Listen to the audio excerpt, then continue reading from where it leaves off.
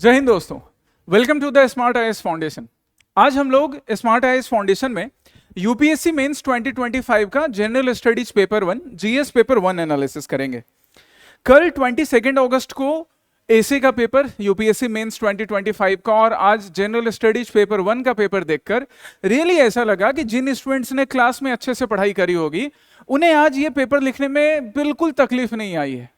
हर section को properly touch किया गया है। वर्ल्ड हिस्ट्री जो कई बार इग्नोर रहता है उससे भी क्वेश्चन है, फ्रेंच रिवॉल्यूशन जो कि हम क्लास में पढ़ते हैं, इवन एंशिएंट हिस्ट्री और मिडाइवल हिस्ट्री से भी।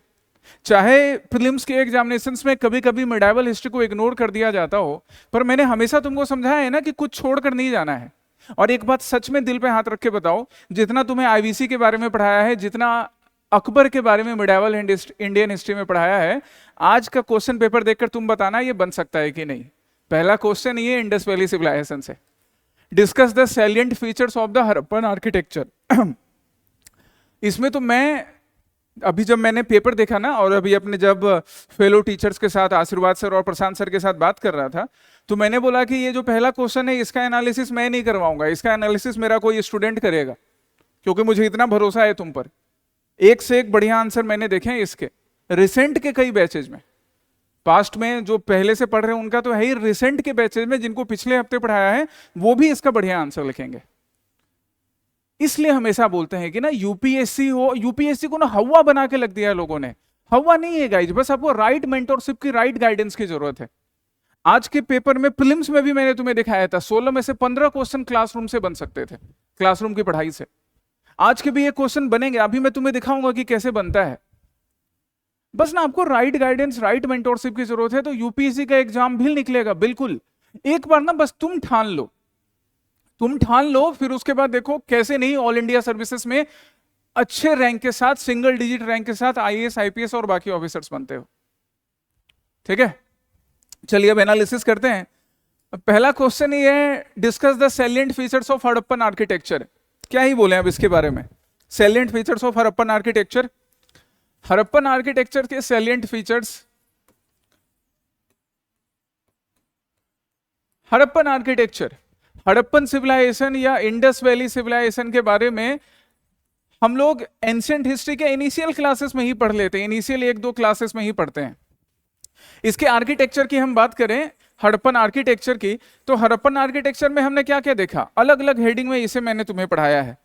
जैसे हम पहले हड़प्पन आर्किटेक्चर में टाउन प्लानिंग की बात करें, तो टाउन प्लानिंग में फर्स्ट हम किसके बारे में पढ़ते हैं, हम पढ़ते हैं कि भाई हड़प्पन आर्किटेक्चर में या हड़प्पन सिविलाइजेशन में, इंडस वैली सिविलाइजेशन में घर कैसे बने होते थे। और वो भी मैंने तुम्हें बताया कि रटना नहीं है, बस ऑब्जर्व करना है। कि जैसे आज जिस कमरे में बैठकर मैं तुम्हारे लिए एनालिसिस कर रहा हूं, जिस कमरे में बैठकर तुम तैयारी करते हो, अभी इस वीडियो को, एनालिसिस को सुनोगे, यूपीएससी के मेंस का पेपर लिखोगे, क्या होता है वहां पे, बर्न्ट ब्रिक्स यूज होती है। तो भैया हम यहाँ पे हमने क्या देख लिया, हमने हाउस कंस्ट्रक्शंस या हाउस प्लानिंग जो है उसके फीचर्स हमने देखे कि अच्छा बर्न्ट ब्रिक्स यूज होते थे। उसको हमने प्रेजेंट डे सिविलाइजेशन से भी कंपेयर किया, तो हमने सिमिलैरिटी देख लिया कि बर्न्ट ब्रिक्स होते हैं, मल्टीपल स्टोरीड की हाउसेस हैं। जू रोड, तिनियाली, गुवाहाटी, आसाम में जो पार्निल कॉम्प्लेक्स है उसके 2nd और 3rd फ्लोर पर है स्मार्ट आईएएस फाउंडेशन। तो ये मल्टी स्टोरीड बिल्डिंग है ना, वैसे ही मल्टी स्टोरीड बिल्डिंग हमें इंडस वैली सिविलाइजेशन में मिली है, ये हमने देख लिया। हमारे यहाँ वाटर स्टोरेज फैसिलिटी है, उनके यहाँ भी वाटर स्टोरेज फैसिलिटी थी मोस्ट ऑफ द हाउसेस में, पर कुछ यूनिकनेस भी थे इनके हाउस प्लानिंग में। क्या यूनिकनेस बताओ, क्या यूनिकनेस पढ़ा है तुमने क्लास में, वीडियो पॉज करके कमेंट में बताना। यही यूनिकनेस कि हमारे यहाँ जो मेन एंट्रेंस होता है या विंडो होता है वो हम मेन रोड की तरफ खोलते हैं ताकि झांक के देख सके कि भाई पड़ोसी के घर में कौन आया है। इनके यहाँ वैसा नहीं था, इनके विंडोज मेन रोड की तरफ ओपन नहीं होते थे, या मेन एंट्रेंस मेन रोड की तरफ नहीं, साइड रोड्स की तरफ या पीछे की तरफ ओपन होते थे। तो ये यूनिकनेस हो गया। फिर टाउन प्लानिंग में हम बाहर निकलते हैं, टाउन प्लानिंग में बाहर आकर रोड्स की बात करते हैं। तो रोड्स में तुम्हें बताया था कि ग्रिड पैटर्न पे बने हुए रोड है, ग्रिड पैटर्न भी आपको समझाया कि इक्वल विड्थ के रोड एक दूसरे को 90 डिग्रीज पर कट कर रहे हैं, इक्वल विड्थ के रोड। इन्हीं रोड के पैरेलल फिर हमने देखा कि इन्हीं रोड के पैरेलल क्या चल रहा है भाई, ड्रेनेज नेटवर्क चल रहा है। सो प्रॉपर ड्रेनेज नेटवर्क हो गया, इक्वल विड्थ की रोड्स हो गई। टाउन प्लानिंग में और हमने क्या देखा कि किस तरह से टाउन को, मोस्ट ऑफ द टाउन को दो पार्ट में डिवाइड किया जा रहा है। जो अपर पार्ट है उसको हिस्टोरियंस ने सिटाडेल बुलाया। समझाया भी था ना कि हम अपने यहां से भी कंपेयर कर सकते हैं कि कैसे हमारे यहां भी सिविल लाइंस होता है, थोड़ा सेपरेट, वहां पे बाउंड्री वगैरह करी होती है, जहां पे चीफ मिनिस्टर का घर है, प्राइम मिनिस्टर का घर है, या ऐसे स्पेसिफिक रीजन्स। एक होता है जहां बाकी आम जनता रहती है, सिविल सर्विस एस्पिरेंट्स। हमारे यहाँ तो एक और टाउन प्लानिंग का हिस्सा बन गया स्लम एरियाज। तो हमने भी देखा था कि आईबीसी में भी कुछ रीजन्स 3 पार्ट में डिवाइडेड थे, कुछ तो थे भी नहीं। कौन से प्लेस नहीं डिवाइडेड थे और कौन सा 3 पार्ट में डिवाइडेड था, ये तुम मुझे अभी कमेंट में बताओगे। और ये जो टाउन प्लानिंग है, इस टाउन का डिवीजन जो है, इससे हम सोसाइटी के बारे में क्या सीख सकते हैं, वो भी मैंने तुम्हें बताया कि क्लास डिवीजन शो कर रहा है कि किस तरह से जो लोअर टाउन वाला रीजन है, इसमें हमारा ऋतिक रोशन रहता था मोहनजोदाड़ो मूवी का, बट सिंपल सा किसान।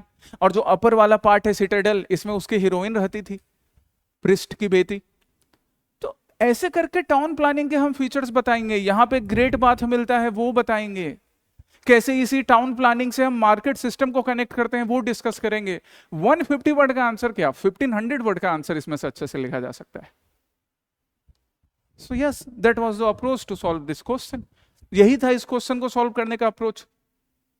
जिन लोगों ने मेंस का पेपर दिया है, आई एम डैम कॉन्फिडेंट कि अच्छे से लिखा होगा तुमने। और अब मेरे स्टूडेंट्स का जो अभी देख रहे हैं, जो अगले साल पढ़ाई करेंगे, उनके लिए टास्क क्या है कि आप ये क्वेश्चन पहले वैसे लिख सकते हो, लिख चुके हो। जिन्होंने पहले नहीं लिखा है वो मुझे लिखकर दिखाएंगे, ठीक है, क्लास करने के बाद, इंडस वैली सिविलाइजेशन की क्लास करने के बाद। दूसरा क्वेश्चन अब फिर से one of the most favourite और one of the most important topic in medieval Indian history. Explain the main aspects of Akbar's religious syncretism. Hindi में भी ट्रांसलेट किया हुआ रहता है, अकबर के धार्मिक समन्वयता के प्रमुख पहलुओं का परीक्षण कीजिए। वाह, अकबर के धार्मिक समन्वयता। अकबर जिसका नाम क्या था गाइज, जलालुद्दीन मोहम्मद। लेकिन लोग इस जलालुद्दीन मोहम्मद को प्यार करते थे और इसलिए जलालुद्दीन मोहम्मद को लोगों ने क्या कह के बुलाया, जिल्ले इलाही अकबर। जो इस्लाम में गॉड को बोला जाता है, जब लोग नमाज पढ़ते हैं तो अल्लाह अकबर कहते हैं, तो वैसा ही किंग ऑफ द किंग्स जिस तरह से अल्लाह को बुलाया जाता है इस्लाम में, वैसा लोगों ने जलालुद्दीन मोहम्मद को बुलाया। और इसने साबित किया कि इसकी पॉलिसी से, इसकी जो पॉलिसीज थी, अब पॉलिटिक्स के लिए लोग जो कहना है कह लें, बट सिविल सर्विसेज में हम पॉलिटिक्स नहीं, पॉलिटी पढ़ते हैं, है ना, वो हमारे लिए इंपॉर्टेंट है। तो इसकी जो पॉलिसीज थी, इस पॉलिसीज में इसने दिखाया कि सेक्युलर प्रिंसिपल्स पर, है ना, एक टॉलरेंट रूलर के रूप में, respecting others religion, others faith, किस तरह से राज्य चलाया जा सकता है। और वो भी हमने पढ़ा है कि भाई इसके अंदर जो सेक्युलर प्रिंसिपल्स थे उसके एग्जांपल्स हैं। एग्जांपल्स अभी मैं तुम्हें बताऊंगा कि ये सेक्युलर प्रिंसिपल्स के अंदर क्यों थे, किस वजह से। तो सिर्फ ऐसा नहीं था कि अकबर को एक रात सपना आया, बचपन से इंपैक्ट था। इसलिए बचपन से इस बच्चे को जो शिक्षा दी जाती है ना, वो उसके जो मन मस्तिष्क है उसको एक आकार देती है, और आगे जाके वो बच्चा खुद अपनी बुद्धिमत्ता इस्तेमाल करके, अपना इंटेलिजेंस, अपना विजडम में अप्लाई करके कुछ बढ़िया और करता है। तो इसके चाइल्डहुड में भी, इसके जो चाइल्डहुड की अपब्रिंगिंग है, वो अपब्रिंगिंग भी कहां पर हुई, एक हिंदू रूलर के कोर्ट में, सिंध रीजन में। अब हिंदू रूलर के कोर्ट में जब इसकी अपब्रिंगिंग हो रही है, अमारा कोर्ट में, एक एग्जांपल ऐसे कनेक्ट करो कि जब तुम स्कूल में थे तो हम क्या करते थे, हम दिवाली भी मनाते थे, ईद भी मनाते थे, क्रिश्चियन भी मनाते थे, अभी भी मनाते हैं बच्चे। तो बच्चा उससे क्या सीख रहा है कि भले मेरा दोस्त दूसरे रिलीजन का हो, वो हिंदू हो, मुसलमान हो, सिख हो, क्रिश्चियन हो। सरस्वती पूजा हर बच्चा स्कूल में मनाता है, वो चाहे हिंदू हो या मुसलमान हो या सिख हो या क्रिश्चियन हो। तो यही चीज तो वो बचपन से अपने घर में देख रहा था, जहां उसकी स्कूलिंग हुई, मतलब अमार कोर्ट में। फॉर्मल स्कूलिंग तो बेचारे की हो नहीं पाई जलालुद्दीन की। तो ये एक रीजन था जिसके वजह से उसने बचपन से बाकी रिलीजन्स के बारे में सीखा। फिर उसके बाद राजपूत प्रिंसेस से मैरिज, अलग अलग राजपूत प्रिंसेस से मैरिज, जिसमें एक पॉपुलर मैरिज हरकाबाई के साथ या जोधाबाई जी के साथ है, राजा भारमल की पुत्री, आमेर के राजा भारमल की डॉटर। तो मैरिज का भी एक बड़ा इंपैक्ट इंसान के ऊपर पड़ता है। एंड ऑब्वियसली जिनके साथ मैरिज हो रहा था, जोधाबाई जी, हरकाबाई जी, उनकी भी शख्सियत, उनकी पर्सनैलिटी भी अकबर को इन्फ्लुएंस कर रही थी, मोटिवेट कर रही थी कि ये सेक्युलर प्रिंसिपल्स अडॉप्ट करे। उसके बाद अकबर का कनेक्शन किसके साथ, सूफीज्म के साथ। जिस तरह से हम लोग हिंदुइज्म में अलवार नयनार सेंट्स के बारे में, श्रीमंत शंकर देव चैतन्य महाप्रभु, मीराबाई जी के बारे में, कबीर के बारे में पढ़ते हैं। कुछ उसी तरह इस्लाम में सूफीज्म है, जिसने इस्लाम में अल्लाह की वर्शिप के लिए भक्ति का रास्ता बताया था कि उसके नाम को भजना ही सबसे बड़ी पूजा है। भले 5 वक्त की नमाज नहीं पढ़ी जाए, लेकिन उसके नाम में अगर किसी ने एक अच्छे सी पोयम लिख दी, एक कवाली लिख दी, तो ऊपर वाला खुश हो जाएगा। यही सूफीज्म ने सिखाया था। तो इसका भी इंपैक्ट, क्योंकि हमारा जो अकबर है, he was very much impressed from Sheikh Salim Chishti. Impressed क्या, उनका डिसाइपल कह लो, डिसाइपल था। इम्प्रेस्ड तो छोटी सी बात है, डिसाइपल जैसा था। तो शेख सलीम चिश्ती या बाकी सूफी सेंट्स, मोइनुद्दीन चिश्ती, उनके लाइफ का, उनके टीचिंग्स का इंपैक्ट अकबर के ऊपर था। इसलिए अकबर के प्रिंसिपल जो थे वो सेकुलर प्रिंसिपल्स थे, जो कि हमें कहां दिखा, जब अकबर ने जजिया को रिमूव कर दिया। जजिया टैक्स जो नॉन मुस्लिम्स पे लगता था, अकबर इसको रिमूव कर देता है। वो हमें कहां देखा, जब इसने इनफॉलिबिलिटी डिक्री इशू किया। इनफॉलिबिलिटी डिक्री क्या था? इनफॉलिबिलिटी डिक्री बताओ जरा, क्लास में पढ़ाया है तुम्हें इनफॉलिबिलिटी डिक्री? इनफॉलिबिलिटी डिक्री, जब अकबर ने बोला कि आज से सारे धार्मिक अधिकार राजा के हाथ में हैं, कोई भी ऑर्थोडॉक्स मुस्लिम उलेमा किसी भी टाइप का ऐसा ऑर्डर इशू नहीं करेगा जिससे दूसरे धर्म के लोगों को तकलीफ हो। और फिर धीरे धीरे आगे जाकर दीन ए इलाही या तौहीद ए इलाही का प्रिंसिपल्स, जो किस चीज पर बेस्ड था? सुलह ए कूल पर। यही चाहिए गाइज। ऐसे करके लिखो ना, 150 वर्ड्स का आंसर यूं बनेगा, 250 में लिख सकेंगे। पढ़ना है क्लास से, क्लास में पढ़ने से। आइए हम नेक्स्ट क्वेश्चन पर चलते हैं।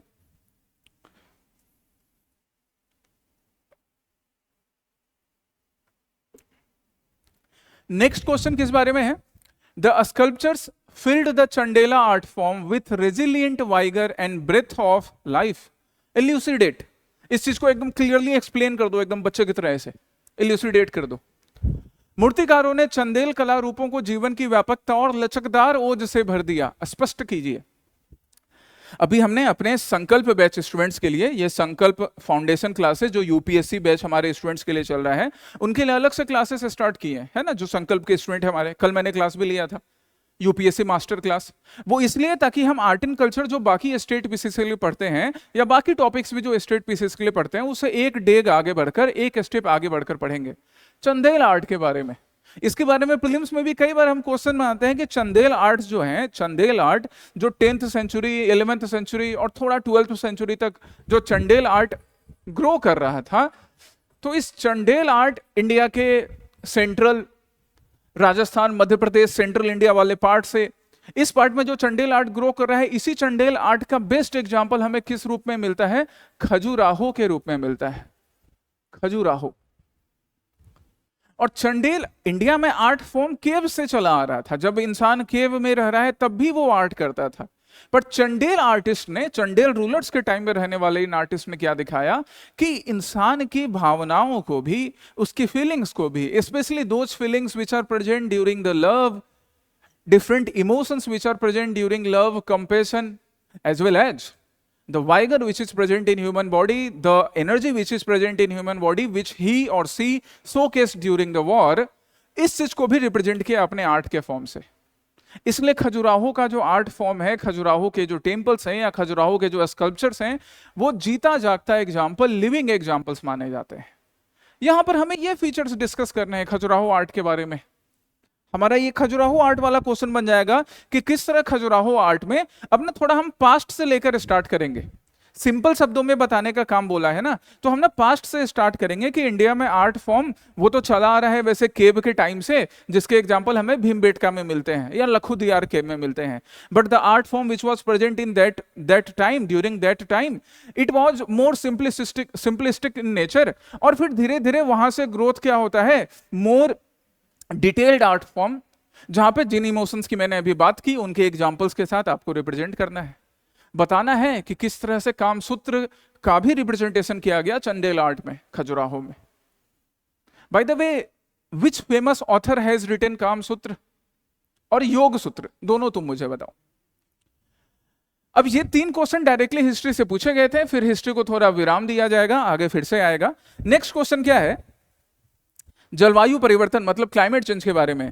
How are climate change and the sea level rise affecting the very existence of many island Nations.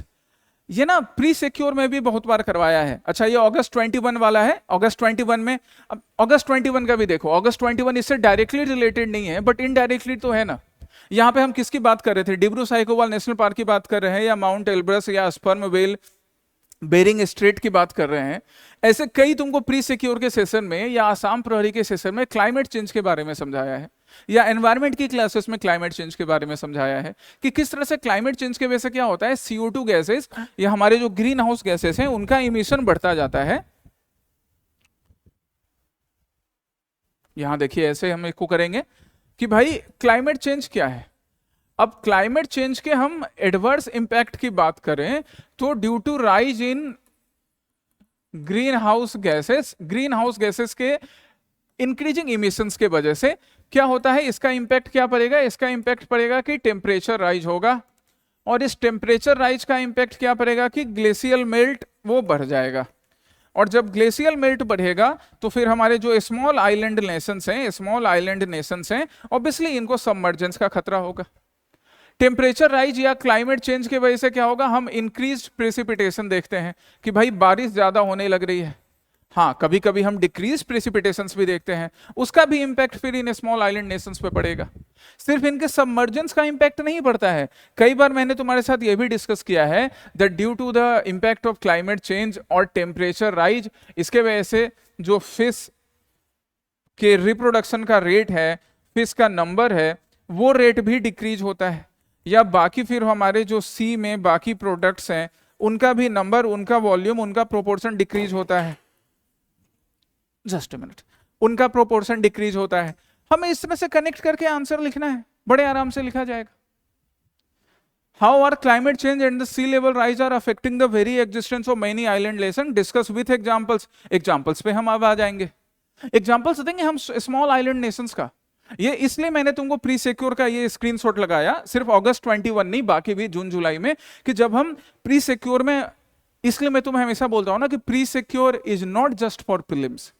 इसका नाम हमने प्री सिक्योर इसलिए रखा था क्योंकि हम MCQ के हेल्प से करंट अफेयर्स को डिटेल में डिस्कस करते हैं।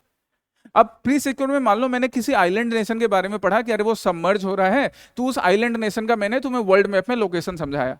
आप वो एग्जाम्पल आज अपने क्वेश्चन में दे सकते हो कि नहीं दे सकते हो? दे सकते हो ना। यही करना है, that is what you need to do, यही करने की जरूरत है आपको, समझ रहे हो, ये करना है।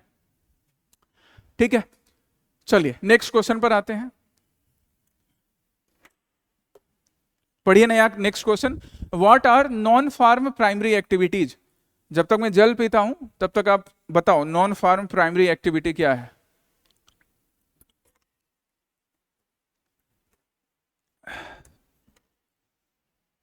Non farm primary activities,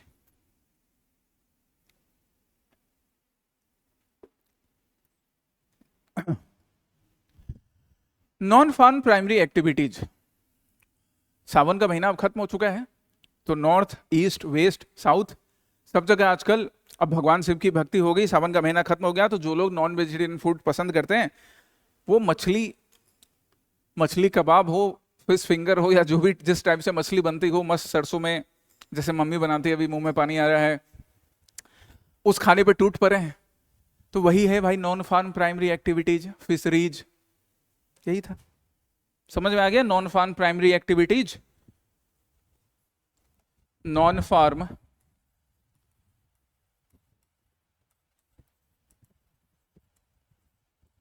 primary activities. तो पहला एग्जाम्पल हमने क्या दिया भाई, फिशरीज का एग्जाम्पल, फिशरीज का एग्जाम्पल, माइनिंग का एग्जाम्पल। आप फिशरीज और माइनिंग के एग्जाम्पल्स को रूरल सोसाइटी या रूरल डेवलपमेंट से कनेक्ट करके आंसर लिखोगे तो पेपर एक पेपर का आंसर जो ज्योग्राफी के लिए पूछा गया, जीएस पेपर 1 में ज्योग्राफी है, दैट्स व्हाई ये क्वेश्चन तुम यहां देख रहे हो, उसको हम रूरल डेवलपमेंट से कनेक्ट कर लेंगे, सोशल जस्टिस वाले पार्ट से। तो इस तरह से फिशरीज हो गया, माइनिंग हो गया, ये सारे नॉन फार्म एक्टिविटीज हैं। क्वेश्चन क्या कह रहा है, what are the non farm activities, you just explain. 10 marks का क्वेश्चन है तो आप पहले उसको एक्सप्लेन करोगे नॉन फार्म एक्टिविटीज को with examples. How are these activities related to physiographic features in India, discuss with suitable examples. अब आप अगर आसाम में पले बढ़े हो, आप बंगाल में पले बढ़े हो, गुजरात में पले बढ़े हो, बिहार में पले बढ़े हो, एक फिशरीज के ही एग्जांपल को चलो हम ले लेते हैं, तो आप बताओगे किस तरह से different physiographic features in different regions are related to fisheries. एक जस्ट एग्जांपल है। फिर आप माइनिंग का एग्जांपल दे सकते हो, क्वेरिंग का एग्जांपल दे सकते हो। तो आपको ना अपने रीजन को ऑब्जर्व करना है, that's why observe the thing. Civil services का एग्जामिनेशन ना ऑब्जर्वेंस का है, रटने का नहीं। अगर आप चीजों को सही से ऑब्जर्व कर पा रहे हो ना, तब आप बढ़िया आंसर लिख सकते हो, प्रीलिम्स में भी बढ़िया बना सकते हो और मेंस में भी बढ़िया आंसर लिखोगे, एग्जाम्पल्स के साथ साथ और करंट अफेयर्स को साथ में रखकर। मैंने तुमको फिशरी सेंसस भी करवाया है कि नहीं? फिशरी सेंसस प्री सिक्योर में भी, आसाम प्रहरी के भी सेशन में करवाया है। दैट्स वाई आज फिर से मैं एक बार बोल रहा हूं, आसाम प्रहरी भले weekly Assam specific current affairs analysis है, लेकिन यूपीएससी एस्पिरेंट को भी ये देखना चाहिए। तो आप फिशरी से रिलेटेड पॉइंट भी ना, या माइनिंग से रिलेटेड पॉइंट, या अगला क्वेश्चन आने वाला है, अच्छा सोलर एनर्जी आ ही गया, यहीं पर है। Solar energy, rooftop solar plant के बारे में करवाया है आसाम प्रहरी में ही। बताओ करवाया है कि नहीं करवाया? जो लोग देख रहे हैं वो खुद बताएंगे। रूफटॉप सोलर प्लांट के बारे में करवाया है, सोलर एनर्जी पोटेंशियल के बारे में करवाया है। फिर ये क्वेश्चन जो है हमारा, हाउ डज स्मार्ट सिटी नहीं, कहाँ गया ये, explain briefly the ecological and economic benefits of solar energy generation in India with suitable examples. खुद बताइए कि क्या आप आंसर नहीं कर पाएंगे? आपको पहले सोलर एनर्जी के बारे में एक ब्रीफ इंट्रोडक्शन से स्टार्ट करना है, that how solar energy is renewable source of energy which can help us in reducing our dependence over coal based electricity generation power plants। और फिर उसके बाद रूफटॉप सोलर प्लांट्स को एंड डिफरेंट सोलर एनर्जी, जिस अलग अलग तरीके से जिस तरह से सोलर एनर्जी कलेक्ट की जाती है। जैसे कल ही मैंने क्या देखा, और इसे मैं प्री सिक्योर में जरूर करवाऊंगा, या तो प्रैक्टिस क्वेश्चन में या डिटेल में। प्रैक्टिस क्वेश्चन को भी तो हम डिस्कस करते ही हैं कि इंडियन रेलवे ने क्या किया, जो ट्रेन का कंपार्टमेंट होता है उसके ऊपर सोलर प्लेट्स बिछाया है। अब ये चीजें ना प्री सिक्योर में आएंगी, तुमको यही एग्जांपल तो देना है अपने मेंस के आंसर्स में। इसी को वैल्यू एडिशन कहते हैं। आपको दूसरे से बढ़िया मार्क्स मिलेगा ऐसे एग्जांपल्स देकर। This is the approach to solve this question. ऐसे क्वेश्चंस आपने सॉल्व करने हैं। नेक्स्ट क्वेश्चन पे आ जाइए। What is the next question? What are tsunamis, how and where are they formed, what are their consequences. Tsunami के consequences क्या है? Explain with examples.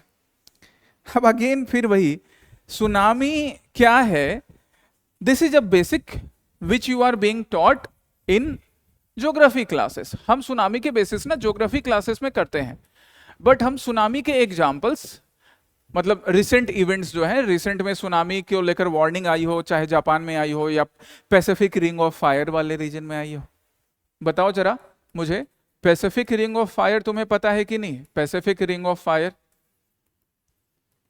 करवाया है ना ये प्री सिक्योर में, पैसिफिक रिंग ऑफ फायर। तो चाहे आपने पैसिफिक रिंग ऑफ फायर वाले रीजन में सुना हो, और वहां पर भी जब हम बात कर रहे थे तो हमने देखा कि how Pacific ring of fire is prone, is vulnerable to earthquake and tsunami. क्योंकि जब अर्थक्वेक आएगा, जब धरती में प्लेट टकराएंगी, तो वो जो वेव जनरेट होगा ना समंदर में, वो सुनामी के रूप में पहुंच जाता है कोस्टल रीजन तक। तो आपका प्री सिक्योर का नॉलेज, एग्जाम्पल का भी, क्योंकि आपको ना सुनामी के रिसेंट इवेंट के एग्जाम्पल्स देने हैं। रिसेंट में जो भी इवेंट हुए हैं सुनामी से रिलेटेड, उसके एग्जाम्पल्स देखे तब आंसर लिखना है, तब आपके आंसर का वैल्यू एडिशन होगा। अभी सुनामी का डिटेल नहीं डिस्कस कर रहा मैं, वो तुम ज्योग्राफी की क्लासेस में पढ़ोगे, या चलो मैं ही पढ़ा दूंगा कभी, या बाकी टीचर पढ़ाएंगे। आपको आंसर कैसे लिखना है ये आज हम इस सेशन में डिस्कस कर रहे हैं कि अप्रोच क्या होगा आपके आंसर लिखने का। नेक्स्ट क्वेश्चन क्या है? नेक्स्ट क्वेश्चन है, how does smart city in India address the issues of urban property and distributive justice. बड़ा अच्छा क्वेश्चन है, प्यारा क्वेश्चन मुझे लगा। देखो कैसे अप्रोच करेंगे इस क्वेश्चन को। इंडियन सोसाइटी करने के बाद तुम ये मुझे क्वेश्चन का आंसर लिखकर दिखाओगे, और जो लोगों ने इंडियन सोसाइटी कर लिया है वो मुझे अभी भी लिखकर दिखा सकते हैं। स्मार्ट सिटी, अब स्मार्ट सिटी को हमें किससे कनेक्ट करना है? पॉवर्टी रिडक्शन, और पॉवर्टी रिडक्शन होगा डिस्ट्रीब्यूटिव जस्टिस से। What do you mean by distributive justice?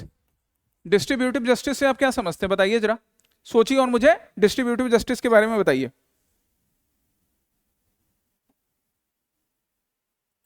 What do you mean by this term? क्या समझते हो इस टर्म से?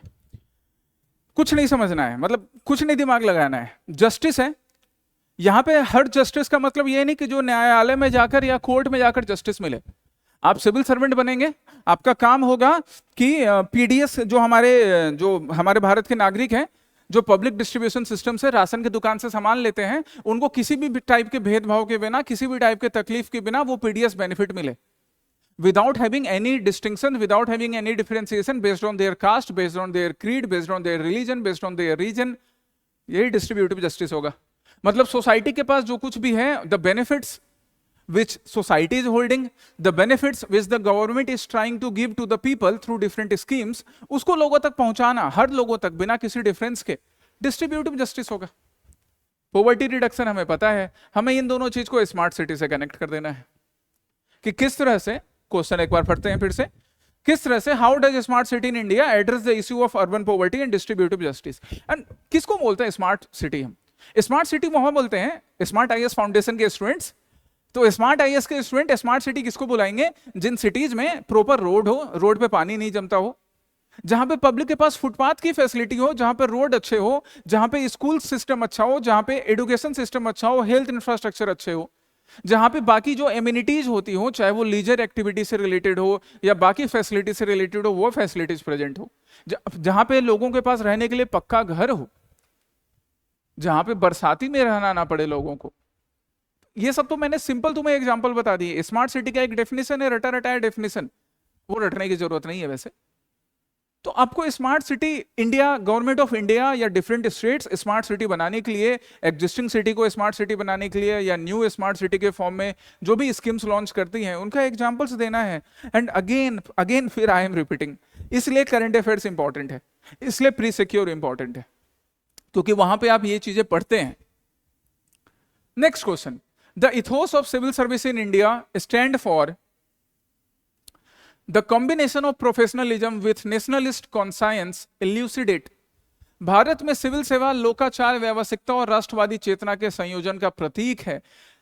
अब तुम बोलोगे कि सर ये क्वेश्चन एथिक्स का नहीं लगता है, तो माय डियर, चारों पेपर यूपीएससी के लिए बात करें तो चारों जीएस के पेपर पढ़ने के बाद ही एग्जाम देने जाते हो ना।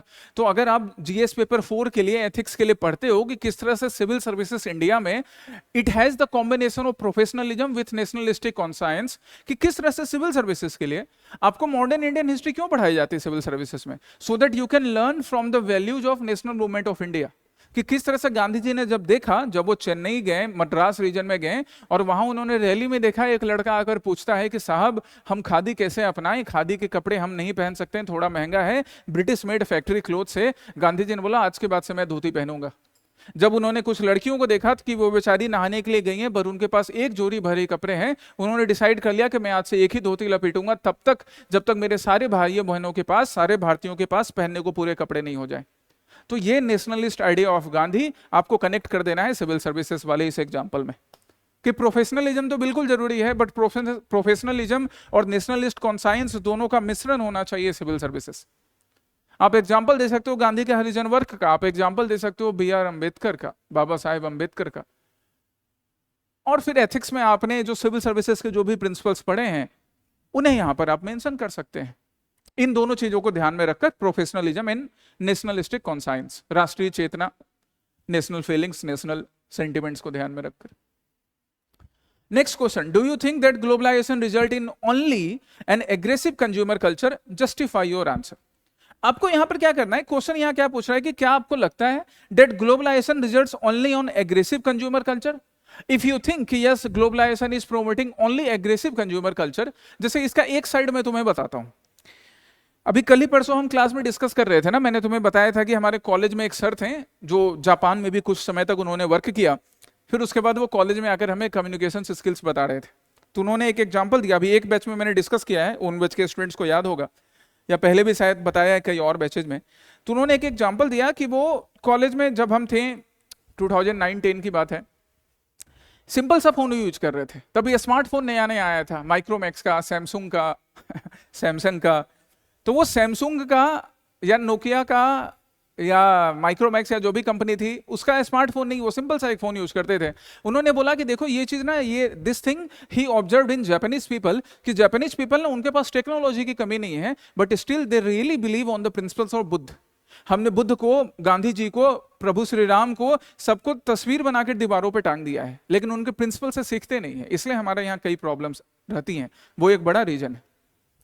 तो उन्होंने बोला कि जापान में लोग सिंप्लिसिटी से उस तरह से जी रहे हैं, लेकिन वही जापानीज कंपनी, अब कोई जापानीज कंपनी मोबाइल बनाकर इंडिया में लॉन्च करेगी, एग्रेसिव मार्केटिंग करेगी, and through globalisation that is possible, और लोग यहाँ पे कंज्यूमर बन जाएंगे, एग्रेसिव कंज्यूमर बिहेवियर उनके अंदर आएगा। ये एक एग्जांपल है।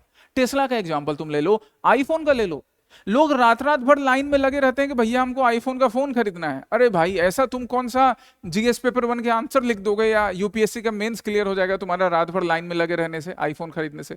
ये एग्रेसिव कंज्यूमर बिहेवियर है। ये एक साइड है। दूसरा साइड तुम्हें बताना है कि how this thing is not completely correct, and then by giving examples आपको बैलेंस करना है इस आंसर को 250 वर्ड्स में। अच्छा नहीं, 150 वर्ड्स में। ये नेक्स्ट क्वेश्चन अब 250 वर्ड्स वाले। महात्मा ज्योतिराव फुले, एक बड़ा अच्छा कोइंसिडेंस, ये क्वेश्चन हम सोशल रिफॉर्म्स या सोशियो रिलीजियस रिफॉर्म मूवमेंट जब पढ़ते हैं वहां पे डिस्कस करते ही हैं। ज्योतिबा फुले, महात्मा ज्योतिराव फुले के बारे में, है ना, उनकी पत्नी सावित्रीबाई फुले के बारे में, जिन लोगों ने अपने प्रयास से, पहले ज्योतिबा फुले ने ना सिर्फ अपनी पत्नी को पढ़ाया, क्योंकि उन्होंने रियलाइज किया कि उनकी पत्नी घर से ही चेंज की शुरुआत होनी चाहिए। The change should start with in, है ना, बदलाव की शुरुआत खुद से हो, इसलिए पहले अपनी पत्नी को पढ़ाया और फिर दोनों पति पत्नी ने मिलकर समाज में वंचित लोगों को पढ़ाने का काम, उनका हक दिलाने का काम किया। पढ़ते हैं हम ज्योतिबा फुले के बारे में। और एक बढ़िया कोइंसिडेंस क्या है कि पिछले साल या शायद इसी साल, कुछ महीने पहले, तुम्हारे मेंस से पहले या प्रीलिम से पहले, एक मूवी आई थी ज्योतिबा फुले जी के ऊपर, इनके लाइफ के ऊपर। बड़ा अच्छा कोइंसिडेंस है, देखो वो क्वेश्चन भी यहाँ आ रहा है ना। पिक्चर भी कभी कभी हेल्प कर देती है, अब डिपेंड करता है कि आप उसको देखकर क्या सीख रहे हो, बुझे। So Mahatma Jyotirao Phule's writings and efforts of social reforms touched issues of almost all subaltern classes discuss। कि महात्मा ज्योतिराव फुले जो हैं, उनके जो भी राइटिंग्स हैं, इनके राइटिंग्स कहां पर मिलती है? अच्छा, राइटिंग्स पे जाने से पहले सबसे पहले तो तुम मुझे ये बताओ कि महात्मा ज्योतिराव फुले इन्होंने कौन से ऑर्गेनाइजेशन का एस्टेब्लिशमेंट किया था, या कौन सी बुक लिखी थी जहां पे हम इनकी राइटिंग देख सकते हैं? तो कौन सी राइटिंग थी इनकी जिससे वो स्लेवरी का अपोज कर रहे थे? गुलामगिरी, सत्य शोधक समाज के थ्रू, मतलब ऑर्गेनाइजेशन का नाम क्या हो गया? सत्य शोधक समाज, ट्रूथ सीकर सोसाइटी, यही बुलाएंगे। तो आपको इनके राइटिंग्स, इनके ऑर्गेनाइजेशंस, इनके आइडिया के बारे में बताना है कि इनके आइडिया किस तरह से ना सिर्फ वंचित लोगों के लिए बल्कि समाज में और बाकी ग्रुप्स को भी ये इंस्पायर कर रहे थे। जैसे गुलामगिरी से,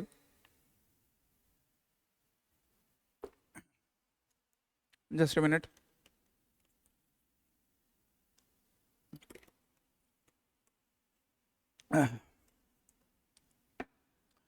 हम गुलामगिरी की बात करें तो गुलामगिरी ना सिर्फ अमेरिका में जिस तरह से स्लेवरी का एंड हुआ था उससे पहले, ना सिर्फ उससे इंस्पायर्ड थी, बल्कि सोसाइटी में दोनों ग्रुप को बता रही थी। एक ग्रुप जो कि कास्ट सिस्टम के दंश को झेल रहा था, दूसरा ग्रुप जिनके पास ये शायद अपॉर्चुनिटी थी, अथॉरिटी थी कि वो कास्ट सिस्टम के ये जो रिडिकल्स हैं, जिनके वजह से जो हमारे लोअर कास्ट, तभी एक्चुअली में कोई अपर और लोअर होता नहीं है, लोगों के दिमाग की बनाई हुई उपज थी। तो जो भी लोअर कास्ट तभी थे, जो दलित थे, जो पिछड़े थे, उनके हक को उनको वापस कर सके, इन दोनों ग्रुप्स को समझाने का काम इन्होंने अपनी गुलामगिरी से किया या सत्य शोधक समाज के थ्रू किया।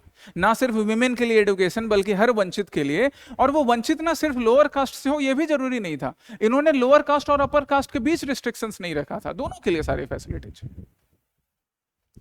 Next is trace India's consolidation process. ये पोस्ट इंडिपेंडेंट का है। अभी जल्द हम यूपीएससी मास्टर क्लास में संकल्प बैचेस में पोस्ट इंडिपेंडेंट हिस्ट्री पढ़ेंगे, वहां पे आएगा ही ये। Trace India's consolidation process during early phase of independence, मतलब इंडिपेंडेंस के अर्ली फेज में, in terms of polity, economy, education and international relations. कि जब भारत को आजादी मिली 15 अगस्त 1947 को, तो हमारे पास चैलेंजेस थे। 500 से ज्यादा ऐसे रजवाड़े थे जो आजाद रहना चाहते थे। सिर्फ महाराजा हरि सिंह कश्मीर का नहीं, या हैदराबाद का निजाम नहीं, या जूनागढ़ का राजा नहीं, कई ऐसे राजे रजवाड़े थे, कई ऐसे ग्रुप थे, और उन सबको कंसोलिडेट करने का काम था लौह पुरुष सरदार वल्लभ भाई पटेल के हाथों में। अब बड़ी जिम्मेदारी से उन्होंने उसको निभाया और हमें एक अखंड भारत हमारे हाथों में सौंपी। तो हमें बताना है कि किस तरह से आजादी के शुरू के सालों में, इनिशियल ईयर्स में, इन चीजों को लेकर the political situations of the country, economic, education and international relations के टर्म्स में किस तरह से इंडिया का कंसोलिडेशन किया जा रहा था। यहां पे हम अपना knowledge polity, economy, education and international relations का, इन सब का knowledge related to the initial period of independence of India इस आंसर में पुट करेंगे। दैट्स वाई मैं हमेशा कहता हूं कि एक अच्छा आंसर किसी भी पेपर का लिखने के लिए आपको दूसरे पेपर का भी नॉलेज होना चाहिए। आपको नॉलेज होना चाहिए कि इंडिया की इकोनॉमिक पॉलिसी कैसे शेप हो रही थी, दैट्स वाई इकोनॉमिक की क्लासेस भी जरूरी है। आपको नॉलेज होना चाहिए कि इंडिया की सोसाइटी कैसे चल रही थी, उसे कैसे बेहतर किया गया। आप इंडियन सोसाइटी हिस्ट्री भी पढ़ना जरूरी है। ओके, नेक्स्ट क्वेश्चन के लिए क्या अप्रोच होगा हमारा? बड़ा सिंपल सा क्वेश्चन है guys. French revolution, the French revolution has enduring relevance to the contemporary world, explain. French revolution, वैसे आजकल न्यूज में हमारे डोनाल्ड ट्रंप चचा हैं अमेरिका वाले, बट अमेरिकन रिवॉल्यूशन के अलावा फ्रेंच रिवॉल्यूशन से भी हो सकता है अगली बार अमेरिकन रिवॉल्यूशन या अमेरिकन रिवॉल्यूशन पूछ ले आपसे। फ्रेंच रिवॉल्यूशन जिसने हर भारतीयों को इक्वालिटी की प्रिंसिपल सिखाई, क्या क्या सीखा हमने फ्रेंच रिवॉल्यूशन से? सिर्फ एक रोज प्रीलिम्स के टाइम में नहीं, अभी रिसेंटली गिलेटीन का पिक्चर मुझे किसी ने भेजा था कि सर ये गिलेटीन जो है, तो ये फ्रेंच रिवॉल्यूशन में गिलेटीन यूज कर रहे थे, इसके बारे में थोड़ा बताइए। तो सिर्फ गिलेटीन नहीं, हमें फ्रेंच रिवॉल्यूशन से कौन कौन से प्रिंसिपल्स सीखे हैं जो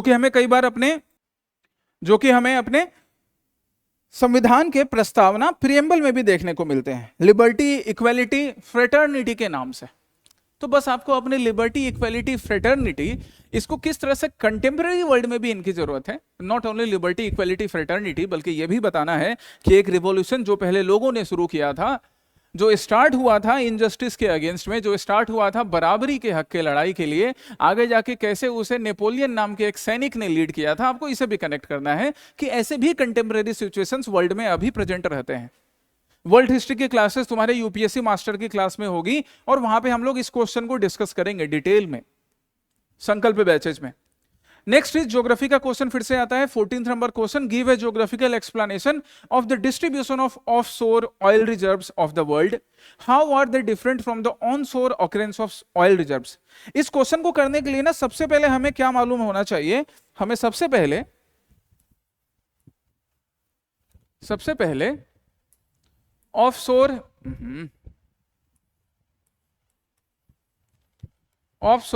and onshore oil facilities, oil reserves के बारे में नॉलेज होना चाहिए विथ एग्जांपल्स। एग्जांपल के साथ साथ इंडिया के पास कौन कौन की ऑफशोर फैसिलिटी है, कौन कौन सी ऑनशोर रिजर्व फैसिलिटी है, ऑयल रिजर्व फैसिलिटी है, वो एग्जांपल्स भी मालूम हो, तब जाके हम ये आंसर लिख सकते हैं कि किस तरह से क्या है, give a geographical explanation of the distribution offshore, कि किस रीजन में ऑफशोर ऑयल फैसिलिटीज है, oil reserve facility in the world, and how they are different from the onshore occurrence of oil reserves.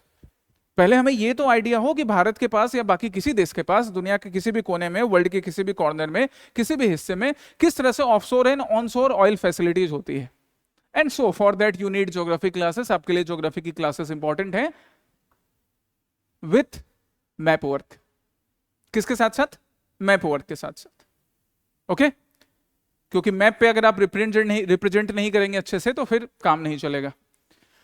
Next question है AI का।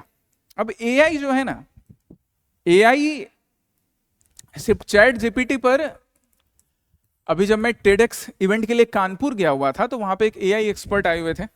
वैसे भी मेरे TEDx event का टॉपिक भी ये था ना, artificial intelligence, sustainable use of artificial intelligence, वहां से भी काम आ गया। एक बड़ा अच्छा सर्वे वहां पे एक एआई एक्सपर्ट ने शेयर किया था कि इंडिया में एआई का यूज सबसे ज्यादा यूथ किस चीज के लिए करता है? How to propose a girl, और opposite how to propose a boy. इसके लिए how to propose a girl और बॉय, इसके लिए लव यू लेटर्स लिखने के लिए, वैलेंटाइंस के कार्ड लिखने के लिए, इसके लिए ज्यादा यूज होता है एआई का। दैट इज अ रिसर्च, है ना, इट्स नॉट अ जोक मजाक की बात नहीं कर रहा, रिसर्च की बात कर रहा है। तो एआई सिर्फ वहां तक सीमित नहीं है। एआई के आंसर सिर्फ चैट जीपीटी से आंसर लिखने के लिए नहीं। आज भी एक लड़का, और तुम लोग चैट जीपीटी से आंसर मत लिखने की आदत डालो, है ना, ऐसे नहीं चलेगा गाइज। आपको डिटेल में अभी आसाम प्रहरी के सेशन जो मैं करवाऊंगा उसमें डिटेल में हम क्वेश्चन डिस्कस करते हैं ना, कॉन्सेप्ट्स को, उसको देख कर लिखो। एक बार में नहीं सही होगा, मुझे कोई मतलब नहीं एक बार में सही होने से, बार बार लिखते जाइए, धीरे धीरे इंप्रूव होगी राइटिंग आपकी। तो एआई का यूज हम लोग यहाँ पर क्या करेंगे? ज्योग्राफिकल इंफॉर्मेशन सर्विस और दूसरा क्या था क्वेश्चन? रिमोट सेंसिंग था ना, रिमोट सेंसिंग। ये दो चीजें जो ना एक दूसरे को एक्चुअली में कॉम्प्लीमेंट करती हैं, कि किस तरह से रिमोट सेंसिंग से हम सपोज सैटेलाइट्स का यूज करके किसी रिमोट प्लेस का हम कार्बी एंगलोंग हिल्स के पिक्चर निकालते हैं कि वहां पे इंफ्रास्ट्रक्चर डेवलपमेंट कैसा हुआ है, रोड नेटवर्क क्या है, रेलवे नेटवर्क क्या है, उसके चैलेंजेस क्या है, और फिर एआई का यूज करके उसी डाटा को हम ज्योग्राफिकल इंफॉर्मेशन सर्विस के थ्रू हम उस डाटा पे स्टडी करेंगे और एरिया प्लानिंग करेंगे, स्पेसिफिकली लोकल एरिया प्लानिंग या रीजन स्पेसिफिक एरिया प्लानिंग, ताकि हम हर एस्पेक्ट्स को ना डिटेल में देख पाएं, डिस्कस कर पाएं। क्यों इंफ्रास्ट्रक्चर का प्रॉब्लम होता है, इंफ्रास्ट्रक्चर के प्रॉब्लम में क्या पर्टिकुलर ज्योग्राफिकल रीजन ही रिस्पॉन्सिबल है, या ज्योग्राफिकल रीजन रिस्पॉन्सिबल है तो हम वहां पे किस टाइप के इंफ्रास्ट्रक्चर डेवलपमेंट कर सकते हैं, the same which are being made in the field region और डिफरेंट। इसके लिए एआई हमें हेल्प करेगा, हम एआई का यूज यहां कर सकते हैं। कई ऐसे आर्टिकल छपते हैं, इसलिए आसाम प्रहरी के सेशन में मैं तुम लोगों को रीड एंड रिफ्लेक्ट का भी सेशन देता हूं। रीड एंड रिफ्लेक्ट इसलिए दिया जाता है कि आप क्वेश्चन जो टॉपिक मैं तुम्हें देता हूं रीड एंड रिफ्लेक्ट में, जैसे सपोज मैंने रीड एंड रिफ्लेक्ट में तुम्हें दिया एआई एंड यूथ, तो आपने पढ़ा कि अच्छा एआई का यूज यूथ के लाइफ में क्या हो रहा है, कि सिर्फ वो लव यू वाले लेटर भी लिख रहा है या कुछ नया रिसर्च वर्क के बारे में भी एआई से हेल्प ले रहा है, रिमोट सेंसिंग के बारे में। इसलिए रीड एंड रिफ्लेक्ट का सेक्शन इंपॉर्टेंट है, हर एक चीज। नेक्स्ट क्वेश्चन यहां क्या था? Discuss how the changes in shape and size of the continents and ocean basins of the planet take place due to tectonic movements of the crustal masses. Purely theoretical conceptual question है। इस question को करने के लिए आपको physical geography की classes करनी है, फिजिकल ज्योग्राफी की क्लासेस जहां पे हम दो चीजों पर ध्यान देते हैं। क्या? कि किस तरह से कॉन्टिनेंटल, पहले तो हम कॉन्टिनेंटल ड्रिफ्ट थ्योरी के बारे में पढ़ेंगे, किस तरह से डिफरेंट प्लेट्स के टकराने से भूकंप आता है और उससे सुनामी का राइज होता है। हम यहां पे बात क्या करेंगे, किस तरह से टेक्टोनिक मूवमेंट्स के वजह से shape and size of continents and ocean basins change होते हैं। नेक्स्ट क्वेश्चन है, discuss the distribution and density of population in the Ganga river basin with special reference to land, soil and water resource. इसका answer आपको present में Ganga river basin के जो geographical features हैं उसको लेकर तो करना ही है, साथ ही जरा महाजनपद को याद करो कि इंडस वैली सिविलाइजेशन इंडिया में फर्स्ट अर्बन सिविलाइजेशन थी जो इंडस रिवर बेसिन में बनी थी, लेकिन सेकंड अर्बन सिविलाइजेशन महाजनपद का फेज है जो गंगा रिवर बेसिन या गंगा यमुना रिवर बेसिन में डेवलप हुआ। आप वो एग्जांपल भी यहां कनेक्ट कर सकते हैं बड़े beautifully. 18 how do you account for the growing fast food industries. तो में से कई लोग अभी शाम को खाकर आए होंगे, फिर ये सेशन देखोगे। Given that there are increased health concern in modern society, illustrate your answer with the Indian experience। Fast food industry, किस तरह से फास्ट फूड इंडस्ट्री ग्रो कर रही है इवन हेल्थ कंसर्न होने के बाद भी, इंक्रीज हेल्थ कंसर्न होने के बाद भी। Illustrate your answer with the Indian experience. आपको इंडियन एक्सपीरियंस के साथ, और वो इंडियन एक्सपीरियंस के लिए आपको करंट अफेयर्स का नॉलेज होना चाहिए कि how the fast food they are actually making harm not only to the child but to the youth as well as the elderly people, क्योंकि एल्डरली पीपल भी अब बच्चों को देखकर या बच्चों के साथ साथ फास्ट फूड ज्यादा कंज्यूम करते हैं। देखो 2 मिनट की मैगी ना बिल्कुल सही नहीं है, क्योंकि वो 2 मिनट ना आपको 2 साल के लिए हेल्थ प्रॉब्लम दे सकती है, इसलिए 2 मिनट की मैगी ज्यादा ना खाएं। कभी कभी मजबूरी में खाना पड़ा वो चलता है। मेहनत करके दाल चावल चोखा बनाकर भी खाओगे ना, चोखा बोलो पिटिका भरता कुछ भी बोलो, वो बनाकर खाओगे, मैश्ड पोटैटो ज्यादा हेल्दी होगा। Last but not the least, achieving sustainable growth with emphasis on environmental protection could come into conflict with poor people's need in a country like India. Comment।